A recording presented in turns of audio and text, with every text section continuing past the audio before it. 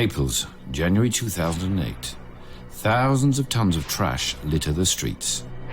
In just a few weeks, Italy's third largest city has become a giant refuse tip. The population is suffocating, literally submerged by rubbish. Could this worst-case scenario happen elsewhere in the developed world? In 2015, 30 French departments will see a shortage in waste storage and incineration solutions. We can expect many Naples-style situations to mushroom all around France. Europe is not an exception. The problem is global. Søren Ekman, one of the world's foremost experts, believes we are heading towards a worldwide waste explosion. In terms of volume of waste, on a worldwide scale, we've not seen anything yet. This is troubling, frightening even, but this is a wake-up call. We must prepare for a phenomenal waste tsunami, unlike anything the humanity has ever encountered before. We have a problem. These mountains of rubbish need to be disposed of, one way or another. But nobody seems to care. When it comes to waste storage, the usual reflex is, not in my backyard. Not only are waste disposal facilities unwanted, incineration plants are also provoking organized resistance, and it is growing. In Clermont-Ferrand, an incinerator was to be built just a stone's throw from the cathedral. The city's doctors formed a pressure group and led a campaign against its installation, citing the precautionary principle. Jean-Michel Calut and Alain Lafont founded the movement, which now counts 531 doctors practicing in France's Puy-de-Dôme region. That's almost every doctor in the whole county. What drove these doctors to rebel? The 531 physicians of Clermont-Ferrand are first and foremost scientists. They also are doctors who look after the patients. They have first-hand interest in this issue, no matter what their political affiliations might be. Health is neither left-wing or right-wing. All of them joined our cause, whatever the medical field was. They all signed the petition demanding this sinister project is shut down. But why oppose incineration when this method has been considered the best option for many decades?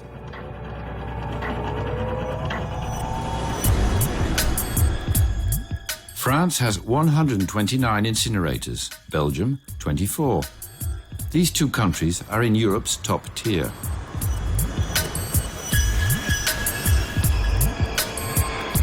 In Paris, 70% of all waste is incinerated in plants like this one, Lycéane, on Paris's doorstep.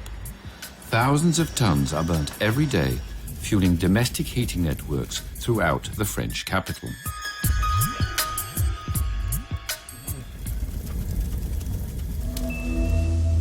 But incineration doesn't only produce heat, it also produces fumes.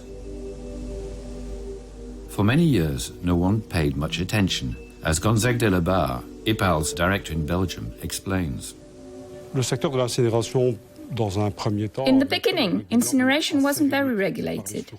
The air quality was supposed to be monitored through the dust index, which in the 80s was about the only safety standard that was implemented and required very minimal infrastructures.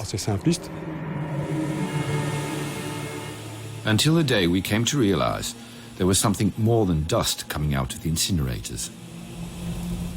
Dioxins, for example, which are molecules resulting from the combustion of mixed waste. Nasty stuff, these dioxins. Once they are created, they cannot be either burnt or broken down, and even small quantities can do a great deal of damage. Over the last 20 years, Europe has made huge progress in eliminating dioxins. Computerized filters are becoming more and more sophisticated and have helped reduce the quantity of dioxins emitted in the atmosphere by a factor of 10,000. Today, incinerators can filter and retain dioxins. If government officials and people from the industry are to be trusted, here in Lycéane, everything is under control. Here we can visualize and monitor in real time air emissions resulting from domestic waste combustion. We have to abide by air emissions regulations according to French standards and European standards so as to have zero impact on the environment. Zero impact on the environment or zero deviation from regulations is not necessarily the same thing. Doctors believe that while these standards may protect us from dioxins and heavy metals, they are insufficient for everything else. Professor Jean-François Faucon confirms the need for further sanitary studies on substances emitted by incinerators. We have no toxicology data whatsoever for many of these substances. Right now, we identify and avert potential crises before putting the public in harm's way, but we can only find what we are already looking for. Today, the majority of the targeted residues we capture end up in the filters. For a city like Paris, that's 40,000 tons each year. 40,000 tons of solidified poison. Hard to sweep that under the rug. The toxic substances are neutralized and coated with concrete. These bundles of concentrated waste are then placed in containers and kept for centuries. Future generations will inherit not only these poison slabs, but also the solid residue of waste combustion. These are the ashes of our trash, and they're called clinkers.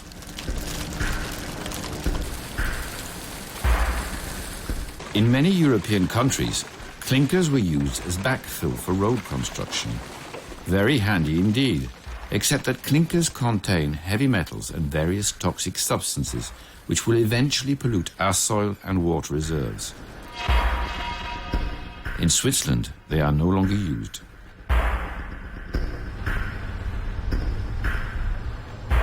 Nowadays in Switzerland, clinkers are stocked in huge piles. They constitute artificial mountains, which will be monitored for 15 years. After that, nobody knows what will happen.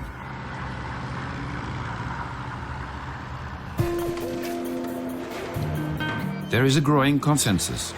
We need to produce less waste now. Lui, c'est Marc. This is Mark. And this is the rubbish he produces each year. It's the French average, 850 pounds. That's a lot. Let's not beat around the bush. We must recycle, which we are now doing with some degree of success, depending on the type of waste. Steel, aluminium and glass recycling works very efficiently. After huge steps forward, 60% of all paper and cardboard is now recycled. For instance, most newspapers are printed on recycled paper. But for some types of waste, results are mixed. Only 20% of batteries are recycled. That's not much when you consider that they contain heavy metals, which are very polluting. For some products, it's even worse. Cell phones, 5%, barely more for plastics, and we produce tremendous quantities of both. There is room for improvement. But if we want to reduce waste, we already have very simple means at our disposal. Open your trash can and see for yourself. Half of it is packaging. You usually throw it away as soon as you get home. That means that half of our domestic waste production is avoidable.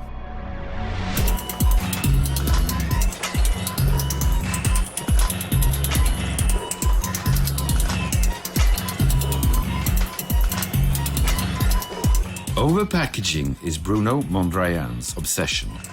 He believes the war on overpackaging ought to be waged in the supermarket.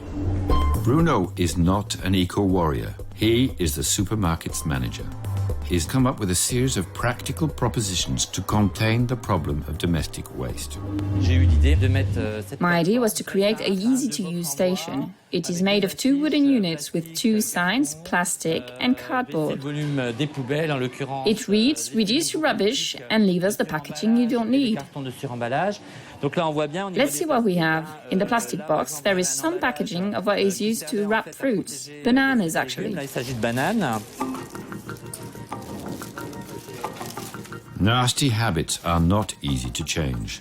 When faced with less than enthusiastic customers, Bruno resorts to his ultimate argument: cost.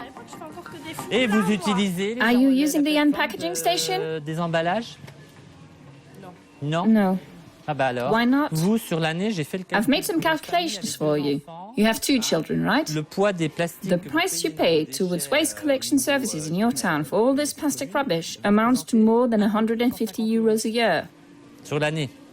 Est-ce que ça paraît? Had you thought about that? With a lot of hard work, the ecological gesture slowly becomes a reflex. This year, thanks to these 2 tiny boxes, the supermarket will collect 2 tons of waste, which will be recycled rather than incinerated. From little streams, great rivers flow.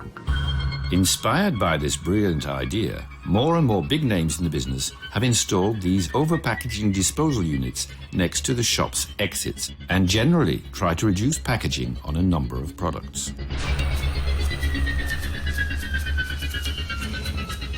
So, in Europe, it seems like reducing our waste by a third is not beyond our reach.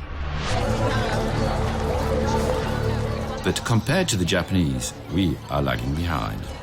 In some cities, they manage to recycle 80% of their waste. But some of their solutions have proven less than perfect. Japan lacks one thing above all: living space. What do you do when you have more waste than space to store it in? The Japanese have come up with an answer to both problems: turning mountains of garbage into artificial islands. Welcome to Rubbish Island. These kids, cheerfully paddling in Tokyo's bay, stand on the shores of an island made of garbage. This idea actually originated in the 17th century when Emperor Katahito ruled Japan. Although at the time, the idea was not to build these islands with non-recyclable waste. That is not sustainable development. Tokyo's bay is not an infinite space, and in 50 years' time, it will be filled. More importantly, it was recently discovered that its waters may be contaminated by the leakage of toxic waste. If the sea is full of poison, bathing becomes far less appealing. Like everyone else, the Japanese have realized that in order to reduce waste, the only sustainable solution is selective collection. Fuji Rock is one of the biggest festivals in Japan, a sort of rite of passage for young Japanese. Thousands of unbridled teenagers let loose for 3 days in a natural park. You'd think that this reunited all the ingredients of an environmental disaster. Think again. There is not a paper in sight.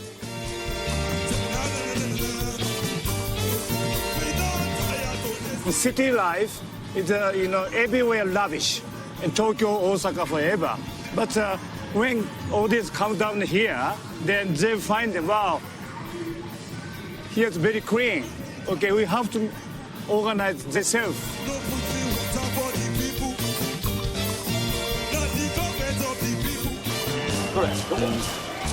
Where should I throw that? This goes in that bin. Thanks a lot. Cups are over there. Cardboard is in here. Sorry, that goes in there. From cardboard cups to wooden cutlery, everything will be recycled for next year's edition of the festival. Cigarette packs will be turned into paper, pulp and plastic bottles into bin bags.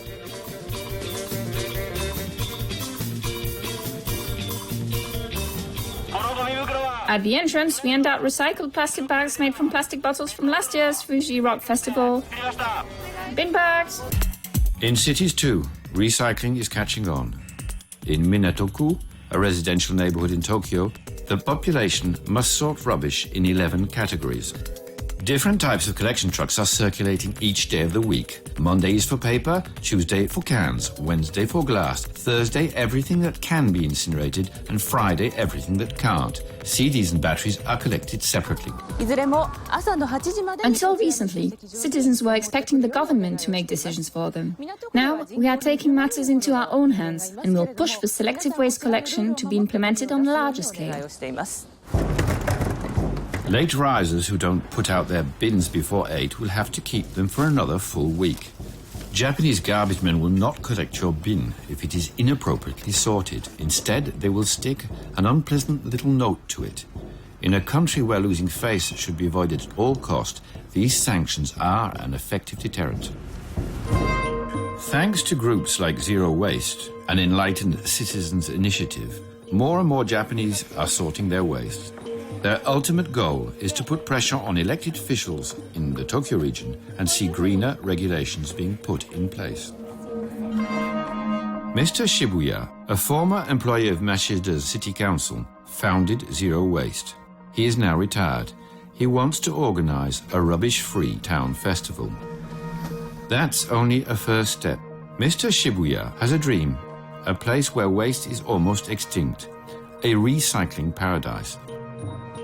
And that place already exists. It's called Kamikatsu. In this little village, lost in the Japanese countryside, residents methodically sift their waste into 34 different bins. Here, Kamikatsu residents bring everything they no longer need to a place where the less fortunate can put it to good use. The Kuru shop is like a charity shop, but where everything is free. Everyone can help themselves to what they need, even if they are not local residents. Thanks to its 34 different bins, the village of Kamikatsu is the world champion of waste management, recycling 80% of all its waste. Mr. Shibuya believes that this is the future, so why wait? Kamikatsu has very few inhabitants, so whatever they try and do won't have much of an impact. What we need is for a big neighborhood like Mashida and its 400,000 residents to implement the same model. That would have tremendous repercussions. It's a long road until we have zero waste, but there is no Japanese saying that goes. Even a 1,000-league journey starts with one step.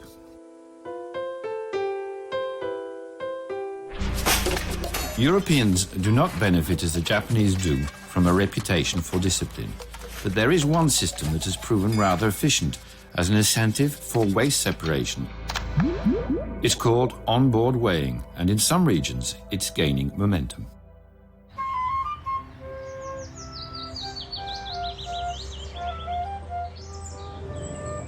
Welcome to the port of Alsace. Apparently, this French town of 15,000 souls is no different to any other provincial community. Except that their dustbins are intelligent.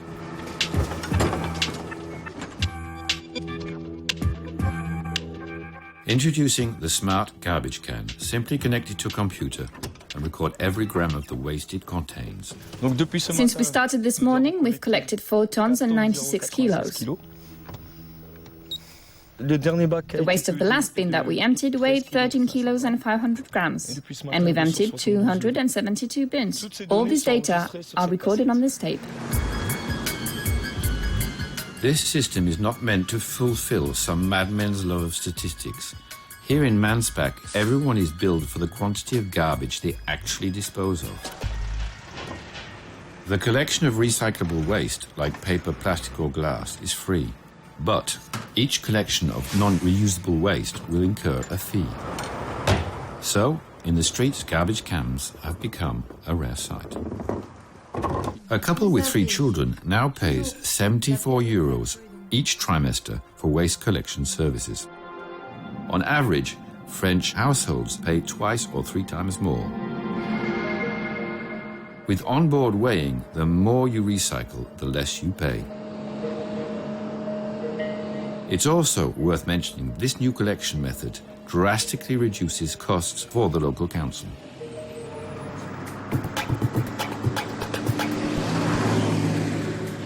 Ten years ago, each inhabitant produced 400 kilos of litter a year. Today, they produce 5 times less. They're doing just as well as the Japanese. Every developed country has to deal with the waste problem. Amidst the diversity of their initiatives are elements of the solution. Barcelona, Spain's second largest city, population 5 million. Narrow streets and high temperatures mean organic waste is decaying at a fast rate. A nightmare for their collection services. Catalans have found a handy solution. already tested and approved in Sweden, vacuum waste collection. Running 24 hours a day and 365 days a year, the system was implemented in newly built areas as well as in the old town centre, where access is particularly difficult. One station for non-organic and one for organic matter. Waste ends up 2 kilometers away. Organic waste will be turned into fertilizer. Efficient and convenient. There's only one bone to pick with this system. We've experienced some difficulties when it comes to cured ham bones making sharp turns. They tend to jam the pipe. And then we have to go in the sewer, open the pipes and unblock them. Same goes for skis. We've seen people throw them in. We even found TV sets. As long as people don't throw cats or dogs. Or their mother-in-law. A few minor glitches shouldn't get in the way of this vacuum system, cleaning our town centres and helping us make the best of our organic waste. But while you wait for this vacuum cleaner to come to your city, you can reuse about 30% of your waste. Our garbage cans are wonderful treasure troves.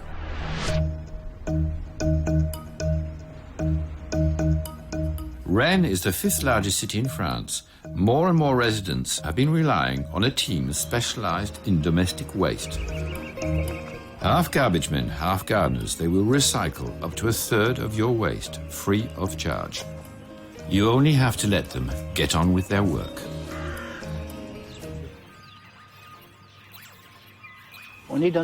This one is at quite an advanced stage. You can see in the compost that the worms have already been doing their job.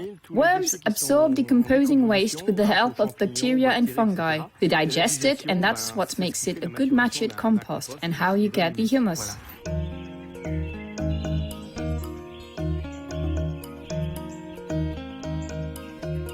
Francis, a former IT engineer, has found a new mission in life. He preaches composting and converts unbelievers. This is the future. In a compost box, you can recycle 1/3 of your domestic waste. So if we all do it, that's 1/3 of all waste we don't have to deal with anymore. Councils will save a lot of money. When it all began 4 years ago, nobody thought that collective composting would catch on here. Today, almost 25% of the population are involved, and more residents are calling up to volunteer for the program. Let's put the lid back on. Francis is about to install his 114th box. So now you have your bucket.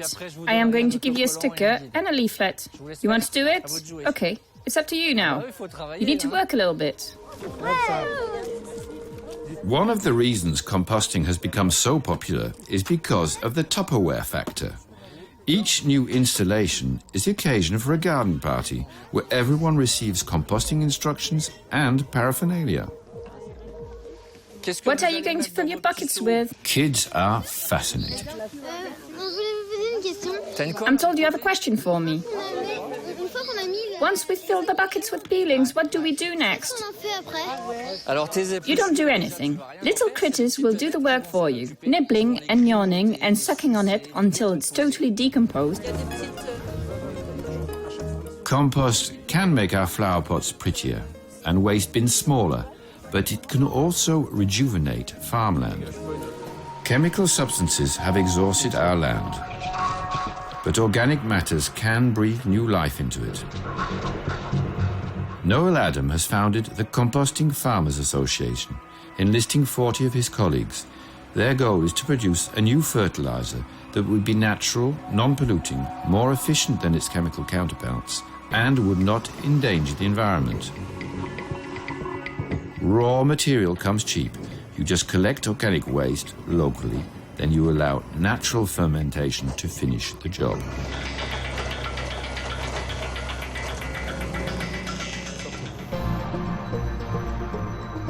These farmers produce the same humus you can find in the forest, but they have managed to fast forward the natural cycle. On the forest floor, decomposition takes decades. Here, after only 6 months, their soil can return to earth. If the whole farming industry applied these methods, we could dramatically reduce soil pollution and guarantee arable land fertility for the long term.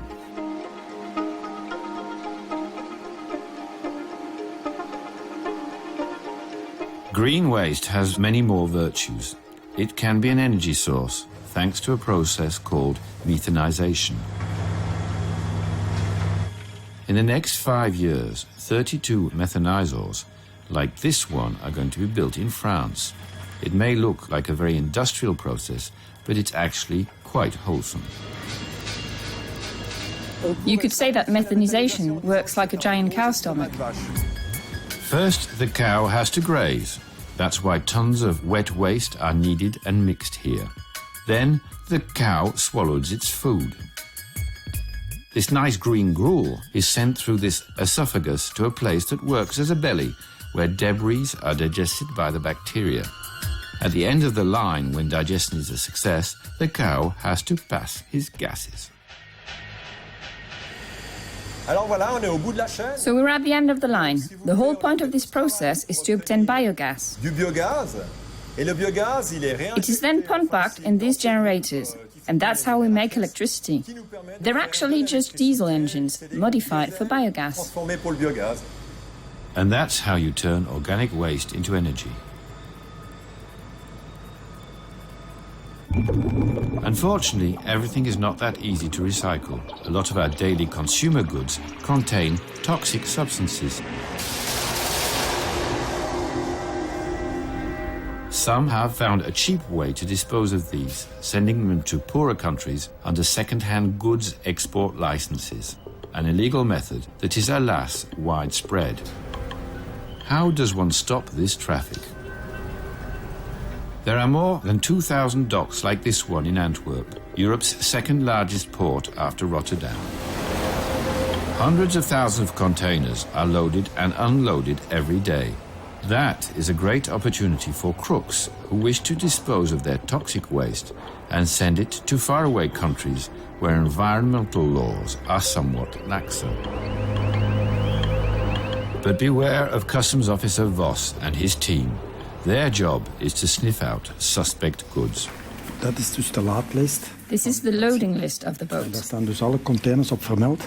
En Every good loaded onto the ship has to be stated de here. omschrijving vermeld van hetgeen. Next to each container, there is a quick description of what's supposed to be in there. Aan de hand van die summiere This is omschrijving how we decide which container to te inspect. selecteren. Ik zal u een voorbeeld geven, een ogenblikje.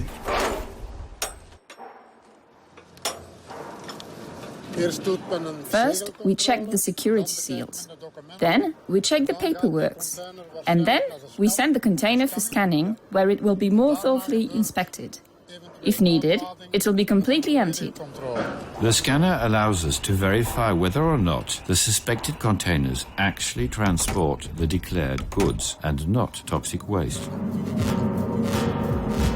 This container from Strasbourg in France shows black spots, indicating the presence of gas. Strange for electric cookers. That container is rejected. Why? Because it contains undeclared compression valves. Please return to the sender. These highly polluting refrigerators will not end up in their country of destination, Ghana.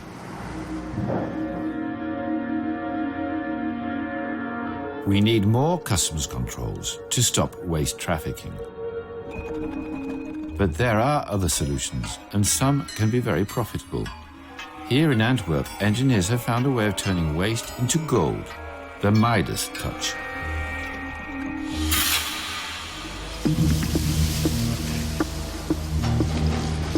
Every year, the Umicore company collects thousands of tons of end-of-life computers and cell phones from all around the world. Their goal is to extract precious metals: copper, silver, palladium, and above all, gold.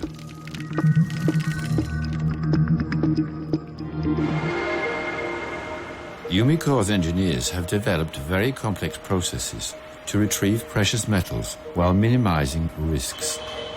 Their secrets are fiercely guarded, and silence is obviously their golden rule.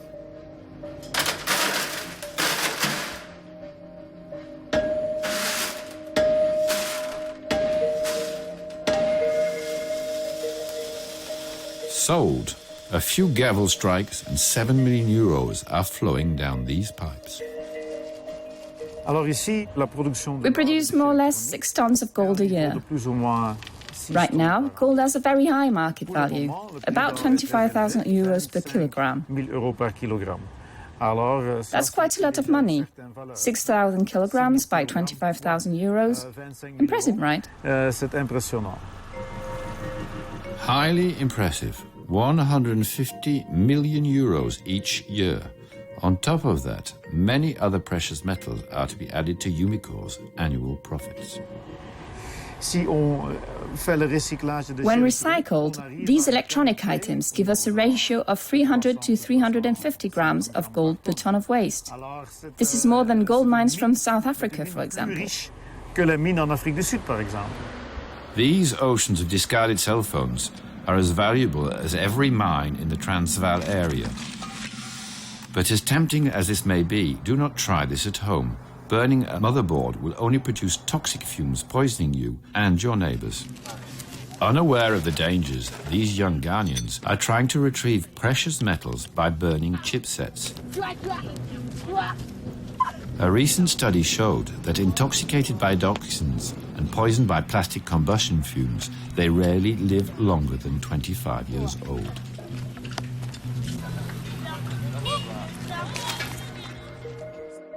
So even toxic waste is worth something. Recycling it is important for 2 reasons. It prevents dangerous pollution and helps save raw materials as resources become scarce. So why not design goods from A to Z so as to facilitate recycling of the materials necessary to make them? This is called eco-design, and the idea is catching on. What happens, for example, to our planes when they have flown their last flight? In the 70s, the aircraft industry manufactured around 50 planes every year. But today, we're building about 20 times that number. As a result, airplane wrecks are piling up. Until recently, wrecks were buried or stored out in the desert, like here in Arizona. But in the next 20 years, we are going to need to recycle over 600 of them. That would cover a surface equivalent to a quarter of the city of Paris. For the future's sake, we may need to find a solution that's not quite so space-consuming. At Tarmac Aerosave, a partnership between Airbus and CETA, a waste management company, they know a thing or two on the subject. Here, they dismantle airplanes, nut by nut, bolt by bolt, screw after screw. It took 9 whole months to build this Airbus A300. Here, they can disassemble it in just 6 weeks, with just as much care. Once it's dismantled and depolluted, the fuselage will be cut into pieces with a diamond thread so as to extract all the precious metals from it. The aircraft industry is discovering a new way of making money. Dismantling can be very profitable, but right now it's producing a big bag of bones. So manufacturers are beginning to anticipate recycling at the design stage. For instance, say we are designing the A350. We'll start thinking about how we'll be recycling parts from the very early stages. This way of thinking in itself is proof that plane dismantlement is already paying off. Perpetual flight for planes is for the time being beyond reach. But when it comes to planes, bits and pieces, they can fly forever and ever. Some people go even further. They have built their homes exclusively from discarded materials.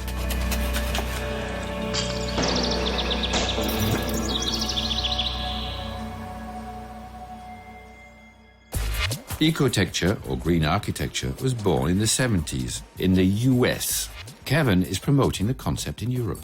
The whole concept revolves around materials that are available locally, globally. You know, the world has a problem with car tyres. They're available almost everywhere. And we use bottles, plastic glass bottles, mayonnaise jars, jam jars, recycled timber. Eco-builders are constructing a visitor centre in the Greenhead Moss Natural Park. The idea is to exploit local resources. 7.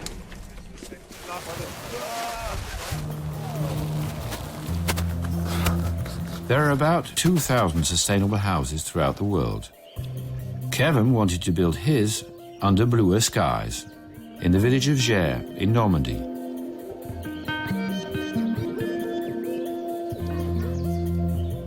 The house integrates smoothly into the landscape and operates as an autonomous ecosystem. We've installed on the roof 10 solar panels. That generates enough power for this house to be totally self-sufficient for all its needs. The house works exactly as any normal house does. We have light switches like in any normal house, and we use all the normal equipment. We have a washing machine, we have TV, we have a computer, we have telephone, we have everything that you'd expect in a normal house.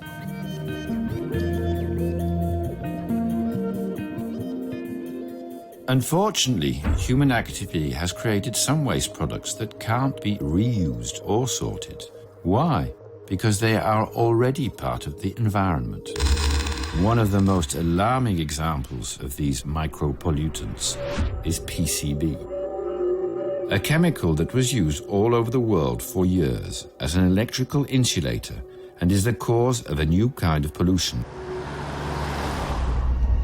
We are only just beginning to assess the damage done by this insidious brand of pollution. Mr. and Mrs. Letellier are among its many victims. Last year they were still busy breeding chickens in La Chapelle, Rainville, in Normandy, but now they've lost everything. 1 year after an animal health services control, the Letelliers received an email declaring that on their property, the chickens as well as the eggs were contaminated with PCB and therefore unsuitable for human consumption. I didn't go to university, but I did what anyone would have done. I used Google. I've searched for PCB and I was very shocked. Our pollution levels are through the roof. All these years, we were proud to raise free-range chickens because that's what consumers were looking for. When there were national food scandals, we'd see a surge in the demand. People wanted locally produced, wholesome products. So it's like we deceived them. And now that we know that there was a problem all along, it's a bit revolting. How the PCB got there remains a mystery. For the past 300 years, this land has only been used to raise free-range animals. So how could PCB have poisoned these chickens? Today is a wet day, so the grass is full of earthworms, and chickens are very fond of them. So if the ground is contaminated, and the chickens eat contaminated food, then the eggs are contaminated as well. But this whodunit turns out to be a real pickle to solve. PCBs are ubiquitous. They seem to travel everywhere. Now, these farmers are liable. It's their property. But they can't tell whether this field or this one is contaminated too. In France, the 8 biggest waterways are highly polluted with PCB, and some regions already pay the price for it. In Franche-Comté, consumption of most freshwater fish has been prohibited. PCB has detrimental effects on our health, notably on our immune system. It is also a wonderful cancer inducer. Makes me sick. We are prohibited from selling all this fish. They are contaminated with PCB. Carps, catfish, tench, bream and bullhead. And these represent a majority of what fishes catch. Almost 70% of the fish you can see here. Unsuitable for consumption, they will be destroyed. This one is amongst the contaminated species because it's a Nile fish and it absorbs bioaccumulable substances. It's time to act. Europeans have set themselves a goal. In the year 2015, rivers should be exempt of pollutants. That's great, but PCB has not yet made it onto the list of pollutants to be tested for. We still haven't found a magic solution for eliminating PCB from riverbeds, but we do know how to decontaminate products which contain it.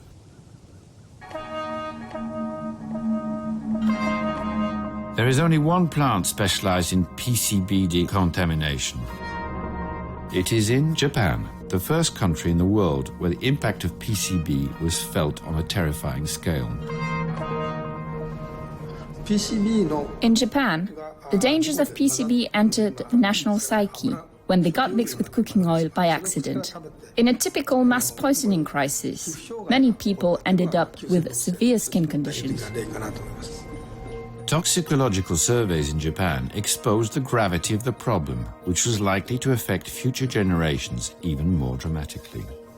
The more people were consuming PCB, the more it was stored in their organism.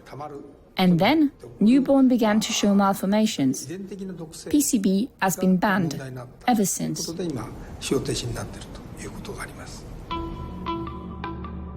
So how can we make sure that industrials don't manufacture new poisons like PCB, whose effects will only be seen in 30 years?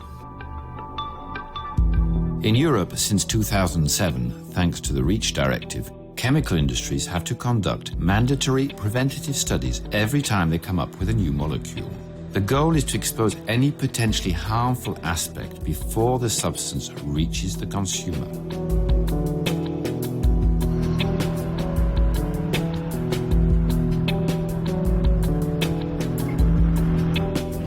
Professor Hugh from the University of Essex in England has a mission: detecting pollution before it can damage the environment.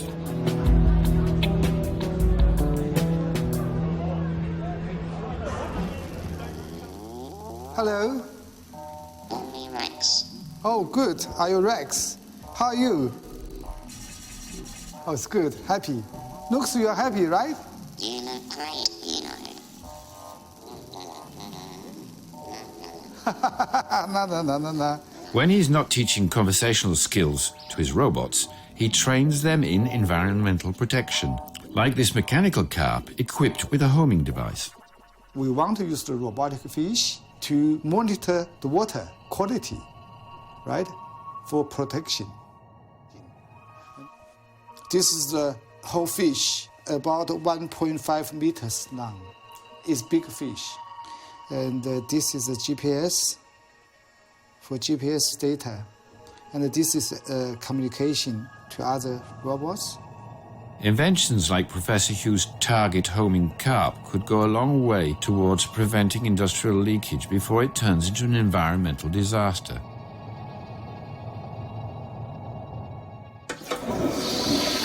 But our water resources are jeopardized by another form of pollution, insidious and almost undetectable: medical drugs.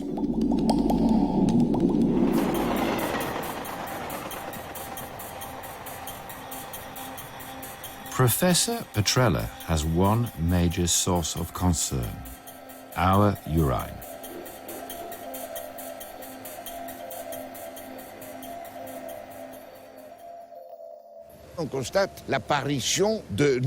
We are encountering new sources of contamination, which means we have to rethink our wastewater treatment methods.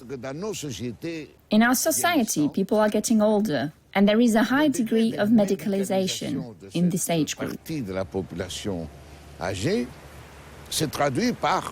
So we've detected a rise of highly toxic urine in our wastewater system. Because these are very toxic, our current processing capabilities are insufficient and outdated. Wastewater treatment plants have not been designed to handle this massive surge in new molecules contained in the drugs we absorb. There's not a better place than this estuary in Gironde to measure the possible unwanted side effects of drugs. Water in estuaries reflects the composition of our urine, and therefore the way we live.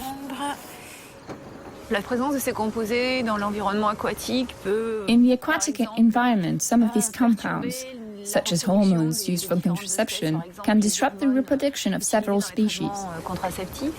Antidepressants can actually influence the behavior of fish. Then we have anti-cancer drugs, which are plainly toxic compounds. Of course, these are measured in billionths of grams, but their effects can already be observed. For instance, there is a feminization phenomenon among fish in the Seine estuary, which is one of the worst hit. Hormones, for instance, can be toxic at levels lower than a nanogram per liter. It's been proven, published and recognized. Professor Budzinski has listed over 3,000 undesirable pharmaceutical substances dispersed in French rivers. An analysis of the waters of these rivers reads like a chemist's stock list: antibiotics, antidepressants, anti-cancer or antiviral drugs. Some of these are recognized as poisonous substances. In any case, the purity of our water is a pressing matter.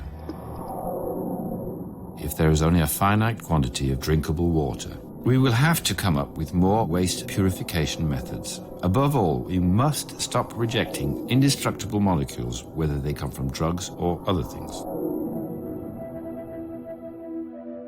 Too many new molecules, often indestructible, are piling up in the environment. These could lead humanity to an ecological dead end.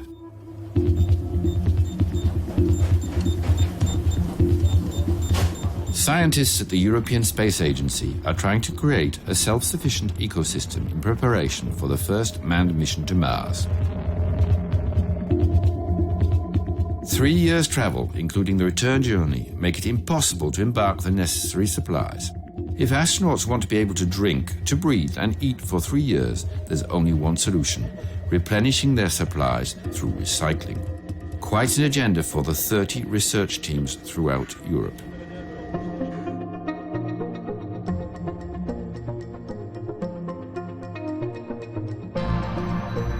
The flagship of this program is called Melissa and can be found at the University of Barcelona.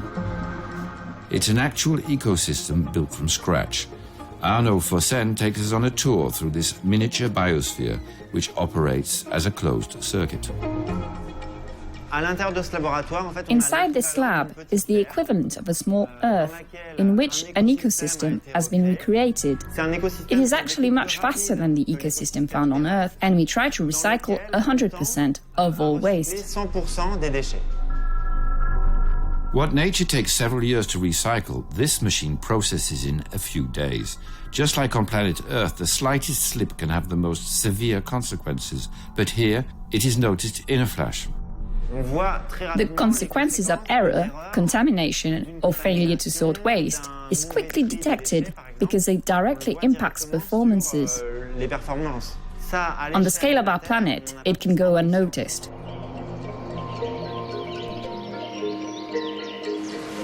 The best way to preserve the environment and guarantee our survival is to emulate ecosystems and draw the lessons from nature. After all, we are only traveling on the most complex of all spacecrafts, our planet. Jean-Pierre Egnery, who stayed for 6 months on the Mir station, is the Frenchman who has lived the longest in space. Let us allow him the last word, as his experiences took him far beyond our earthly perspective. I spent a lot of time watching planet Earth. When you're in space, you realize how small it is compared to the immensity of the universe. It's a finite space, and it's obvious that in 1 or 2 generations, a lot of irreversible harm can be done. The other striking element is this very delicate layer, like a thin blue line. If the Earth was the size of an egg, it would be thinner than its shell.